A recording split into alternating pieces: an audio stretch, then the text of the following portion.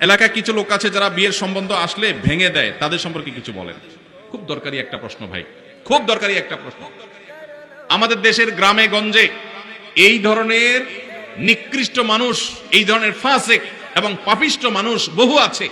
এমনকি অনেক লোক আছে নামাজ কালাম পড়ায়, মসজিদে জামাতের সাথে নামাজ আদায় করে, কিন্তু মানুষের বিয়ে শাদী উপলক্ষে খোঁচাখুচি করে। কোন এলাকাতে একটা মেয়ের খবর নেওয়ার জন্য আরেক এলাকা থেকে মানুষ আসছে এলাকাতে আপনাকে পাইছে একটা পুকুরের ঘাটে উজু করতেছেন, দেখছে যে মসজিদের পুকুরের ঘাট উজু করতেছে, বেচারা নামাজি মানুষই হবে। জিজ্ঞাসা করছেন, ভাই সালাম আলাইকুম, আপনাদের এলাকা অমুক মেয়েটা সম্পর্কে কিছু জানেন কি?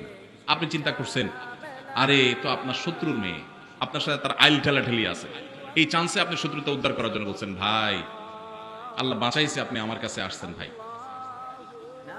এই বইলা যে আপনি একটা শয়তানি শুরু করে দিলেন, আস্ত ডাহা ডাহা মিথ্যা কথা বলে ওই বিয়েটা ভাঙে দিলেন। এই কাজটা শুধু মিথ্যা না, আল্লাহর জমিনে